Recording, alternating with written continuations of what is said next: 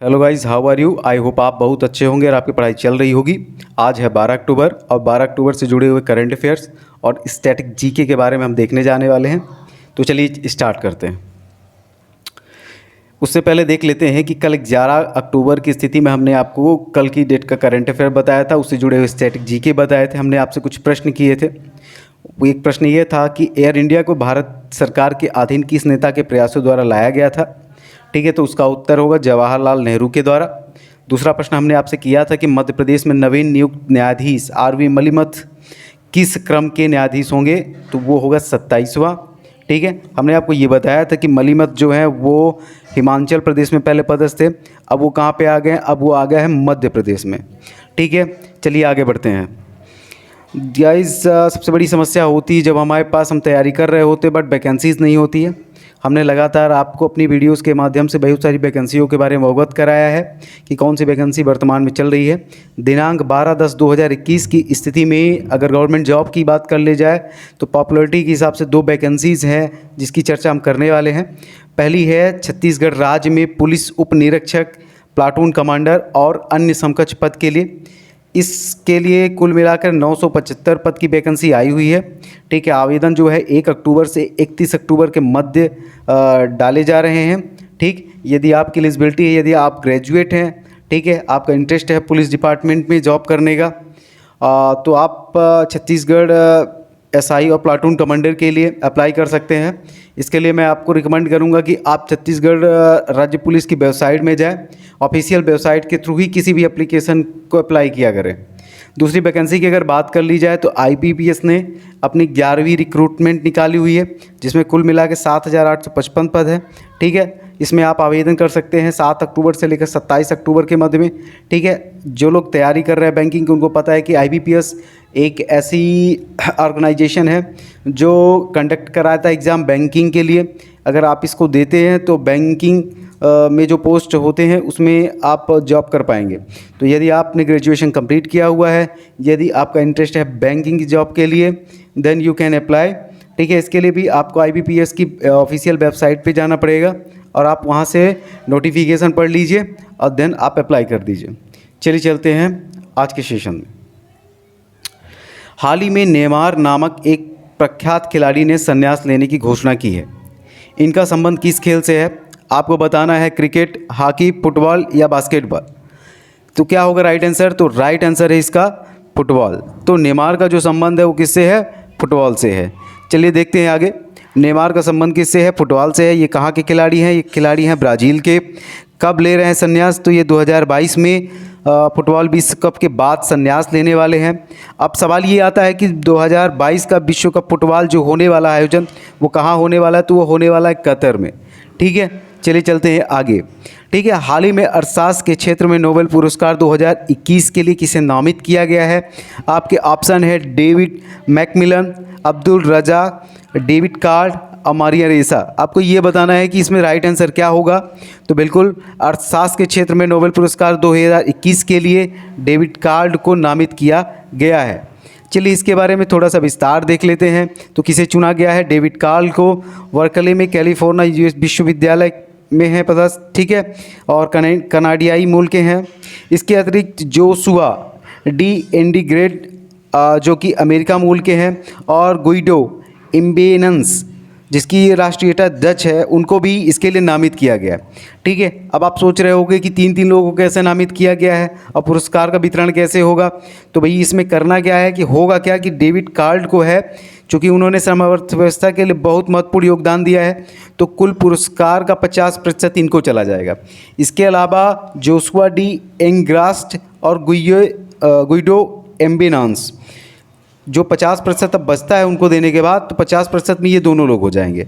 ठीक है, तो इन्होंने क्या किया? अनपेक्षित प्रयोग तथा तथाकथित नेचुरल एक्सपेरिमेंट से निष्कर्ष निकाला था।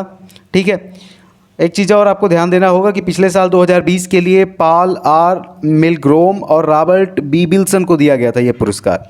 कॉमिक साइंसेस में प्रथम पुरस्कार 1969 में राग्नर फ्रिक्स और जॉन टिनवर्गन को प्रदान किया गया था। चलिए चलते हैं अगले प्रश्न में। उससे पहले देख लेते हैं कि भारतीय अर्थशास्त्र नोबेल पुरस्कार विजेता कितने हैं। तो अब तक केवल 2 ही हुए हैं। ठीक है, पहले तो हैं अमर्त्य सेन जिन्होंने 1998 में पुरस्कार ग्रहण किया था। ठीक है, इसके अलावा अर्थशास्त्र के क्षेत्र में दूसरा पुरस्कार जीता है अभिजीत बनर्जी ने 2019 में अर्थशास्त्र के लिए। ठीक है, हालांकि अभिजीत बनर्जी का जो जन्म हुआ था वो कोलकाता में हुआ था। ठीक है, लेकिन उस समय उन्होंने अमेरिकी नागरिकता ले ली थी पुरस्कार जीतने के दौरान। ठीक है, सबसे अधिक अर्थशास्त्र के नोबेल पुरस्कार जो है विजेता वो कहाँ से बिलोंग करते हैं, तो बिलोंग करते हैं USA से, इट मीन्स अमेरिका से। चले आगे चलते हैं। हाल ही में अंतर्राष्ट्रीय बालिका दिवस कब मनाया गया? ऑप्शन है 10 अक्टूबर, 11 अक्टूबर, 9 अक्टूबर, 8 अक्टूबर। आपको बताना कि राइट आंसर क्या होगा। बिल्कुल इसका राइट आंसर है 11 अक्टूबर। ठीक है, थोड़ा सा विस्तार देख लेते हैं इसके बारे में, क्योंकि बहुत इंपॉर्टेंट क्वेश्चन बन जाता है। ठीक है, ये कब मनाया गया? 11 अक्टूबर को मनाया गया। कब से मनाया जा रहा है? 11 अक्टूबर 2012 से मनाया जा रहा है। UN में कब पेश हुआ? 11 अक्टूबर 2011 को कनाडा द्वारा। ठीक है, इस वर्ष की थीम क्या रही? डिजिटल पीढ़ी हमारी पीढ़ी। ठीक है, डिजिटल जनरेशन और जनरेशन। अच्छा, मनाने का उद्देश्य क्या होता है? तो बालिकाओं के अधिकारों व लैंगिक समानता जैसे विषयों पर विशेष जागरूकता के लिए अंतर्राष्ट्रीय बालिका दिवस मनाया जाता है। गाइज, हमारे द्वारा क्या होता है कि पर डे आपको MCQ के लिए फॉर्म उपलब्ध कराया जाता है, जो आपको फिल करना होता है। यदि आपसे वो क्वेश्चन आ रहे होते हैं, आप उसका आंसर देते हो, हम यहाँ पे उसको चेक कर लेते हैं। ठीक है, तो आप उस फॉर्म में आंसर देना बिल्कुल ना भूलें। चैनल को सब्सक्राइब करें, ज़्यादा से ज़्यादा शेयर करें। ठीक है, अपने दोस्तों को भी शेयर करें वो MCQ फॉर्म, ताकि ये देखा जा सके कि उनका करंट और स्टैटिक जीके कितना ज़्यादा अपडेट है, और यदि अपडेट नहीं है तो उनको हेल्प मिल सके। चलिए आगे। हाल ही में केंद्रीय नागरिक उड्डयन मंत्री ज्योतिरादित्य सिंधिया ने कहाँ ड्रोन मेला 2021 को हरी झंडी दिखाई? आपको बताना है कि कहाँ दिखाई। तो ऑप्शन है आपके देहरादून, लखनऊ, गांधीनगर, जयपुर। ठीक है, तो उसका राइट आंसर क्या हो जाएगा? राइट आंसर हो जाएगा देहरादून। देहरादून जो कि उत्तराखंड की राजधानी है। ठीक है, तो केंद्रीय नागरिक उड्डयन मंत्री जो ज्योतिरादित्य सिंधिया जी हैं, उन्होंने देहरादून में उत्तराखंड में ड्रोन मेले को हरी झंडी दिखाई। इसके अलावा देख लीजिए आपके ऑप्शन में लखनऊ है। लखनऊ उत्तर प्रदेश की राजधानी है। वर्तमान में योगी जी मुख्यमंत्री हैं। गांधीनगर जो है आपकी गुजरात की राजधानी है। जयपुर जो है राजस्थान की राजधानी है। ठीक है, चलिए आगे। जाने माने तेलुगु फिल्म निर्माता बी गोपाल उर्फ बेजबाड़ा गोपाल को भारतीय सिनेमा में उनके समग्र योगदान के लिए किस संस्करण के सत्यजीत रे पुरस्कार के लिए चुना गया है? ठीक है, तो आपको ये बताना है कि सत्यजीत पुरस्कार का कौन सा संस्करण है जो बी गोपाल को मिलने वाला है। तो आपके ऑप्शन है 4, 5, 3, 6। तो राइट आंसर क्या होगा? तो राइट आंसर है 4। इसके बारे में थोड़ा सा विस्तार से देख लेते हैं कि भाई ये कौन सा संस्करण है। तो ये संस्करण है चौथा। ठीक है, यह पुरस्कार सत्यजीत रे फिल्म सोसाइटी केरल, एक राज्य आधारित संगठन द्वारा स्थापित किया गया है। ठीक है, इस पुरस्कार में 1 लाख रुपए नगद पुरस्कार दिया जाता है। इसके अलावा स्मृति चिन्ह और एक पट्टिका भी दी जाती है। तो सत्यजीत रे पुरस्कार बिल्कुल आप दिमाग में बैठा लीजिए। चलिए चलते हैं आगे। एस्ट्रोनॉटिकल सोसाइटी ऑफ इंडिया, जिसे ASI भी कहा जाता है, द्वारा प्रतिष्ठित आर्यभट्ट पुरस्कार से किसे सम्मानित किया जा रहा है? आपके ऑप्शन है डॉक्टर जी सतीश रेड्डी, डॉक्टर प्रभास सतीश रेड्डी, डॉक्टर पडाकर और डॉक्टर नबीद। तो आपका राइट आंसर क्या होगा? तो राइट आंसर है इसका डॉक्टर जी सतीश रेड्डी। थोड़ा सा विस्तार देख लिया जाए तो आर्यभट्ट पुरस्कार जो है सचिव DRND और अध्यक्ष DRDO डॉक्टर जी सतीश रेड्डी को भारत में अंतरिक्ष यात्रियों के प्रचार में उनके उत्कृष्ट आजीवन योगदान के लिए एस्ट्रोनॉटिकल सोसाइटी ऑफ इंडिया द्वारा प्रतिष्ठित आर्यभट्ट पुरस्कार से सम्मानित किया गया है। ठीक है, एस्ट्रोनॉटिकल सोसाइटी ऑफ इंडिया के बारे में थोड़ा देख लेते हैं। तो वर्तमान में इसके अध्यक्ष जो है डॉक्टर के सिवन है। इसकी स्थापना कब हुई? तो स्थापना हुई 1990 को। और इसका मुख्यालय कहाँ है? इसका मुख्यालय दिल्ली में है। ठीक है, ध्यान रखिएगा, हम अपने करंट अफेयर्स के साथ स्टैटिक जीके को भी शामिल करते हैं, क्योंकि होता क्या है, या तो करंट अफेयर डायरेक्टली पूछ लिए जाते हैं या उससे रिलेवेंट जीके ही आपसे पूछा जाता है। ठीक है, तो आप दिमाग में बैठा कर रखिए कि इसका मुख्यालय कहाँ है, स्थापना कहाँ पे हुई। ठीक है, और इसके वर्तमान अध्यक्ष कौन है। चलिए चलते हैं आगे। मंथ लीरेले 20 कम्युनिस्ट वर्संगल पुस्तक के लेखक कौन है? आपको बताना है कि कौन लेखक है। ऑप्शन है बेन्यामिन, शंकर कुरूप, शशि थरूर, एस.एन. भगवन। तो राइट आंसर क्या होगा? तो राइट आंसर होगा बेन्यामिन। ठीक है, थोड़ा सा इसका विस्तार देख लेते हैं। तो बेन्यामिन जो हैं उन्होंने ये पुस्तक लिखी है। तो ये कैसे लेखक है? तो ये मलयालम के सुप्रसिद्ध लेखक है। इस पुस्तक के लिए 45वां Vayalar Rama Varma memorial literary award भी इनको मिला हुआ है। ठीक है, इसमें क्या होता है? इसमें 1 लाख रुपए नगद पुरस्कार, प्रसिद्ध मूर्तिकार कनाई कुन्नी रामन द्वारा डिजाइन की गई एक मूर्ति और एक प्रशस्ति पत्र शामिल होता है। चलिए चलते हैं आगे। बथुकम्मा उत्सव, जिसे 9 दिवसीय पुष्प उत्सव भी कहा जाता है, किस राज्य में मनाया जाता है? तेलंगाना, राजस्थान, केरल और तमिलनाडु। आपको बताना है कि राइट आंसर क्या होगा। तो राइट आंसर है तेलंगाना। थोड़ा देख लेते हैं। बथुकम्मा उत्सव जो है तेलंगाना में 9 दिवसीय पुष्प उत्सव शुरू हो गया है। अच्छा, और बथुकम्मा उत्सव जो होता है दुर्गा नवरात्रि को मनाया जाता है। ठीक है, अब होगा क्या, इसमें है क्या, इसका शुरुआत कैसी होती, समाप्ति कैसी हुई, ये सारी चीज़ देखिएगा। तो बथुकम्मा उत्सव जो है महालय अमावस्या के दिन शुरू होता है और 9 दिनों तक चलता है।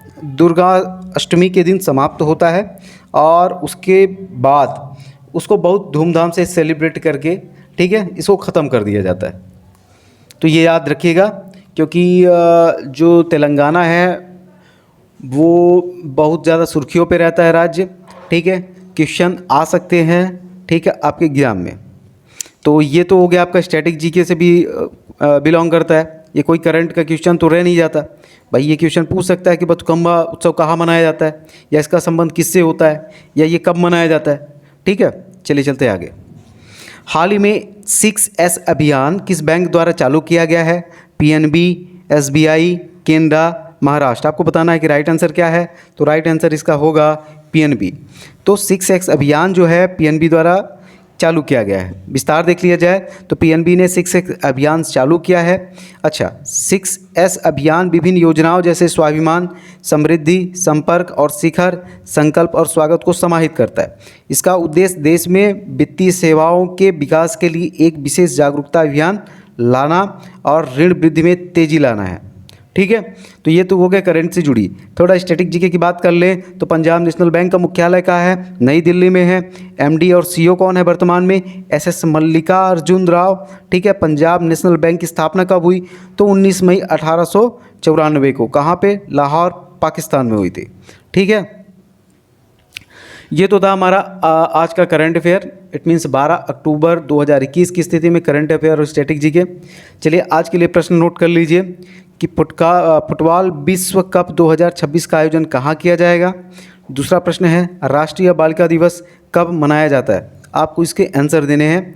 ठीक है, आप हमें कमेंट करके इसके आंसर दे सकते हैं। वीडियो आपको अच्छी लगी हो तो लाइक करिए, कमेंट करिए, शेयर करिए और चैनल को सब्सक्राइब करिए। जैसा कि हमने आपको बताया कि हम पर डे आपको MCQ देते हैं, वो MCQ आप सॉल्व कीजिए।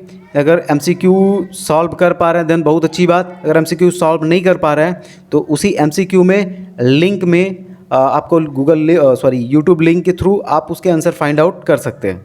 ठीक है, उसमें सब डला हुआ है।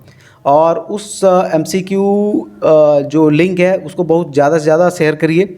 होना क्या है कि इससे आप ये चेक कर पाएंगे कि आपका नॉलेज कितना ज़्यादा है या आप कितने ज़्यादा अपडेटेड हैं।